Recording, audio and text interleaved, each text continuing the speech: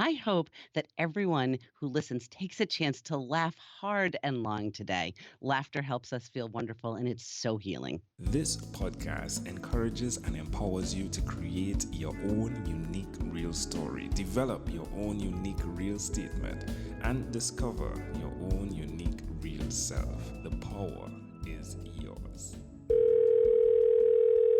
Good morning, Dr. Kristina Hallett. How are you doing on this wonderful, beautiful morning?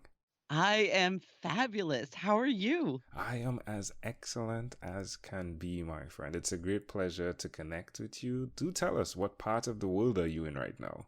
I am in north central Connecticut in the U.S., so right on the border of Massachusetts.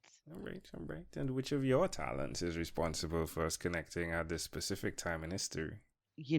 I have a talent of connecting with really cool people who are doing amazing things in the world.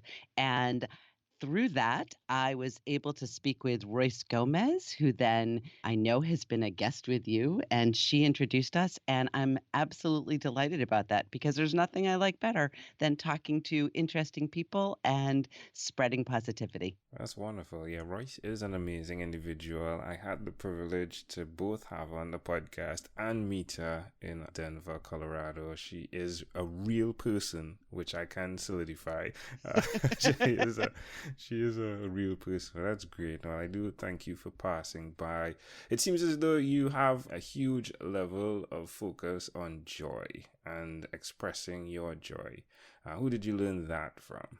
I absolutely do. And I feel as if I've learned that from everyone that I've encountered, both those who are living in joy and those who are not, because the contrast sometimes is really clear. And because our lives are so difficult for everyone, right? That's, I think, part of what it means to be a human. And I've realized, I think, at a young age that I would rather have fun and be happy than not because it feels better. And Hmm. so I've pursued that path for myself while absolutely acknowledging that joy is not possible in the same way at every moment of our lives. Hmm. That's intriguing. Now, you've had different perspectives because you've been on the chair, and then I'm guessing you've been outside of the chair, right? So you've had the two positions. Dig into how you help others, please. Sure. So I'm a clinical psychologist, and I also am an executive coach and a professor of psychology. And in addition to that, I do a lot of speaking and training. And it's really all of those come together in helping people to come to acceptance of themselves, to increase their self compassion, to increase then how they feel more positively about themselves, to become their own best friend because I know that those are the things that make our relationships with other people better. And most of us have a hard time being as kind to ourselves as we are to the other people who are important in our lives. So, in all of those different areas, what I'm trying to do is help people understand about looking at stress differently or learning about resilience, learning about the fact that we have choice in how we feel and how we respond. We have absolutely normal reactions, but our responses are up to us. Yeah, I was looking at part of your story and a stage you shared how your husband reacted when you put the hat on. Yes. I can see it happening in normal everyday situations. Your husband cares for the wife, so he says, "Why are you doing that?" Like, others are looking. But your reaction was one where you escalated the happiness, right? And it's Absolutely. beautiful to see how you learned from that and how that's impacting so many other people. Why would you suggest other people do it that are listening? Like, escalate their joy. Or let's dig into the swap concept. Well, so let me just say for 1 second, I also have now really gotten into fun sneakers and shoes. So I have a pair of silver sequined sneakers, Love which it. again caused my husband to seriously roll his eyes and say, "How about if I walk 5 feet in front of you or behind you? Because seriously, like, what's wrong with you?" And I'm like, but they make me happy. And so it's not about bringing attention, it's whatever that thing is. And that's one of the things that any of us can do, right? Is to say, what's something that brings up almost that childlike, not that we are children, but that childlike sense of joy or fun or freedom, and taking those actions. And it can be really small. So that's what I'm saying. Sort of like the sequined sneakers is an example. Love And it. swap is this idea of having self compassion, having a sense of worthiness, understanding that we don't earn love and we don't have to prove our worth, that we're worthy just because we live and breathe as a human being. And then A is ask for and accept help, and P is positive self talk. So, those are specific mechanisms that we can use to help ourselves tap into that joy or that fun or that laughter. Hmm. Well, where's the best place for someone to go to find out more on how you do what you do? I am all over the place. My website is drKristinaHallett.org, and that's Christina with a K.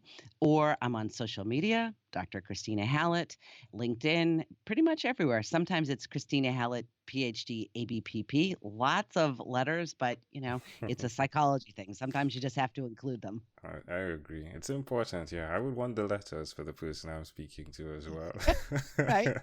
The letters are great. So tell me one other thing that you've done consistently over the last 3 years, please.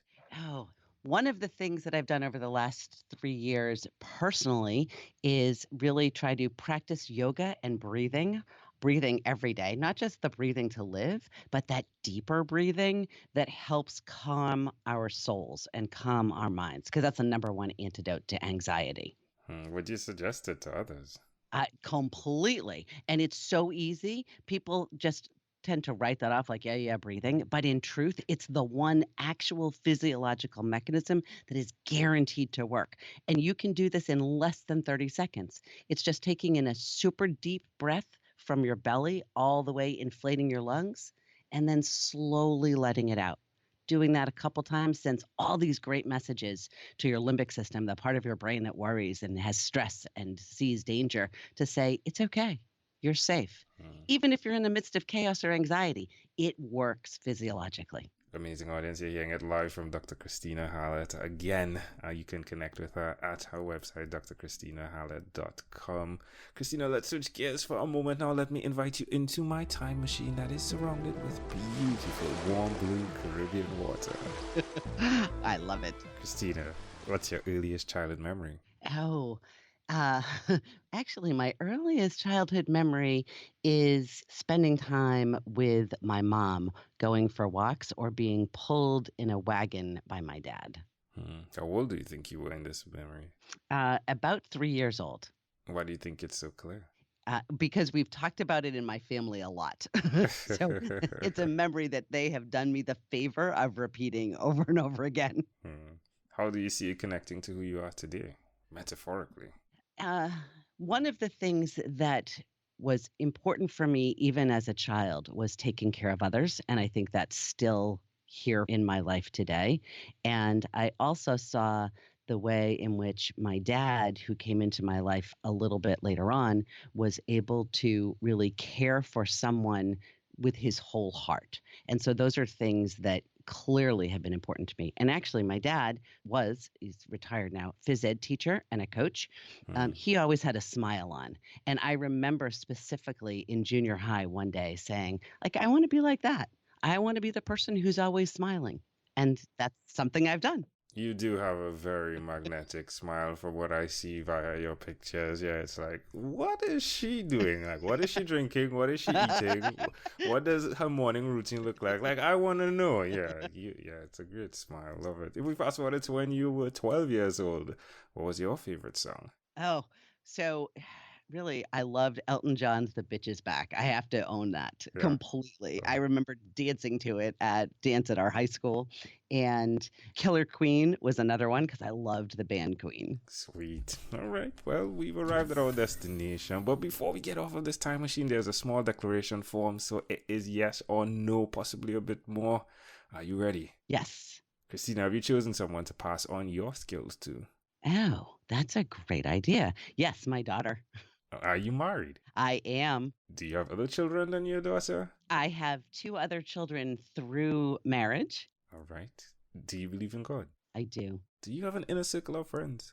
I do. Do you watch TV for more than 3 hours a day? No. What about 3 hours a week? No. What about screen time, the phone and or the computer? Is it more than 8 or less than 8 hours a day? Less than 8. All right, all right. So if you had to share with us your own unique real statement, a statement that represents who you are, Kristina Hallett, what would you say that is? I would say it is understand that you are a person of worth and treat yourself with the love, care, and compassion that you treat those who are important to you. Kristina, this was such a great pleasure, my friend. Before we leave, is there anything else you'd like to share with our amazing audience? I am just so delighted to have this opportunity to speak to you. And I hope that everyone who listens takes a chance to laugh hard and long today. Laughter helps us feel wonderful, and it's so healing. Be the light of the world. You are awesome. Dr. Kristina Hallett, thank you for being on what is inspired by 12-Minute Convos with Angel Jones. This podcast is produced by Pod Edits. Visit podedits.com for professional podcast publishing.